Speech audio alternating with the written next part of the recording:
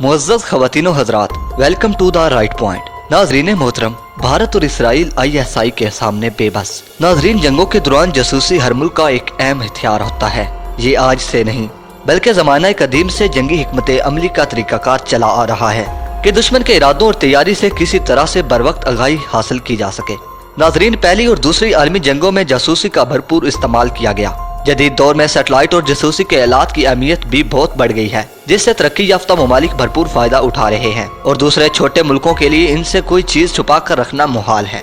नाजरीन, जासूसी में ISI ने सारी दुनिया की एजेंसियों में अपना लोहा मनवाया है और दुनिया की बेहतरीन एजेंसियों में शामिल है। खासकर जब रूस ने अफगानिस्तान पर हमला किया तो उस वक्त ISI खुलकर सामने आई और फिर सारी दुनिया में इसकी धाक बैठ गई। दोस्तों, ISI के एक अफसर ने ऐसा कारनामा सर अंजाम दिया कि जिसकी दाद न देना यकीनन ज्यादती होगी। नाजरीन, इस अफसर ने भारत और इसराइल के मिलकर पाकिस्तान के न्यूक्लियर प्रोग्राम पर हमले के मंसूबे का बर वक्त पता चलाकर दुनिया को शायद एटमी जंग से बचा लिया, वरना अगर हमला हो जाता तो पाकिस्तान को भी जवाबन हमला करना पड़ता।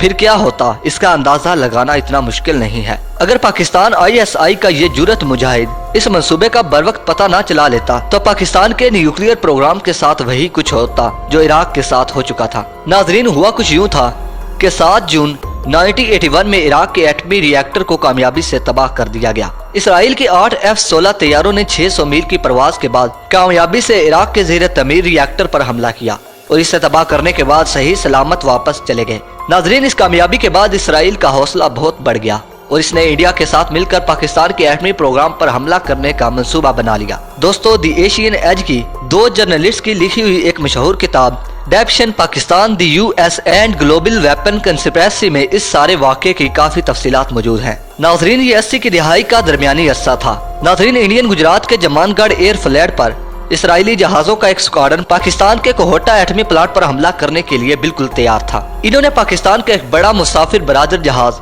जो सुबह सवेरे बहर हिंद के ऊपर से गुजर कर इस्लामाबाद जाता था को गिराने का इरादा कर लिया। इनका यह मंसूबा था कि वो एक टाइट ग्रुप की शक्ल में परवाज करते हुए पाकिस्तान में दाखिल हो जाएंगे ताकि पाकिस्तानी रेडार्स को धोखा दिया जा सके। रेडार ऑपरेटर ये समझे कि शायद ये कोई एक ही मुसाफिर बरादर जहाज है, फिर वो कोहोटा पर हमला कर देंगे और वहां से सीधे जम्मू कश्मीर जाकर फ्यूलिंग करेंगे। दोस्तों, इस सिलसिले में ISI के एक अफसर का कारनामा हमेशा से याद रखा जाएगा। दोस्तों, मेजर रिटायर आमिर ने इन बातों का एक इंकशाफ सलीम साफी के प्रोग्राम में किया।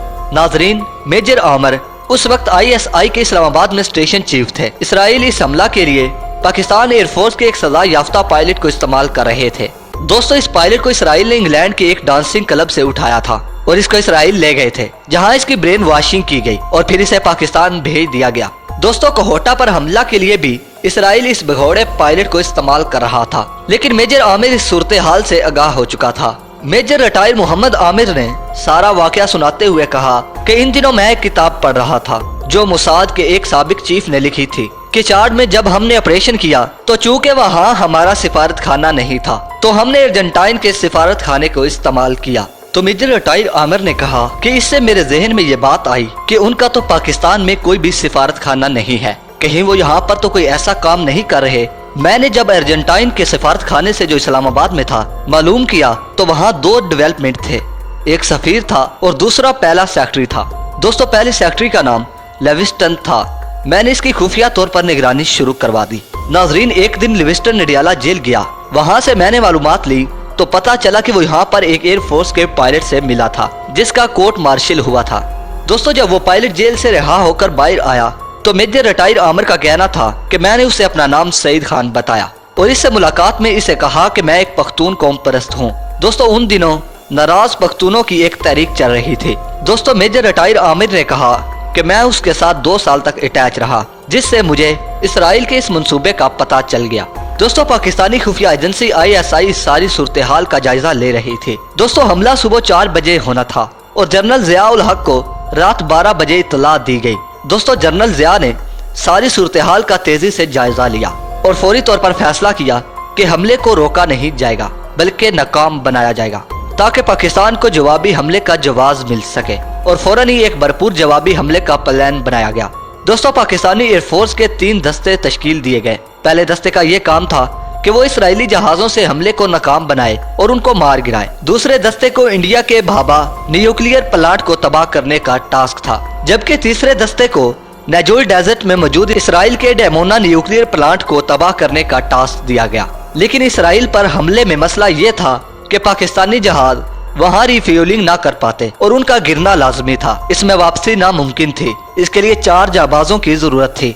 जब पाकिस्तान एयरफोर्स के हवाबाजों से पूछा गया तो उसके लिए 10 हवाबाज तैयार हो गए, जिस बिना पर इनके दरमियान 4 अफराद के चुनने के लिए कुरा अंदाजी करना पड़ी। दोस्तों, जनरल जिया और पाकिस्तानी एयरफोर्स आलमी इस्लाम के 2 बड़े दुश्मनों को उनकी एटमी कुव्वत से महरूम करने का एक सुनहरी मौका समझ रहे थे। दोस्तों, अमेरिकी सैटेलाइट ने पाकिस्तानी जहाजों की गैर मामूली नकलो हरकत को नोट किया और फौरन इसराइल और इंडिया को आगाह किया और इन्होंने नहायत शर्मिंदगी से पसपाई इख्तियार कर ली। दोस्तों, अगर आप भी अपनी ISI से प्यार करते हैं, अपनी ISI के गुमनाम हीरोज को सलाम लिखना मत भूलिए। दोस्तों, पाकिस्तान के साथ हमेशा रहिए, अपनी जान हाजिर कर दीजिए। दोस्तों, अपना और अपने प्यारों का बहुत सारा ख्याल रखिए और हम वक्त उनके साथ रहिए। अगली वीडियो तक के लिए इजाजत दीजिए।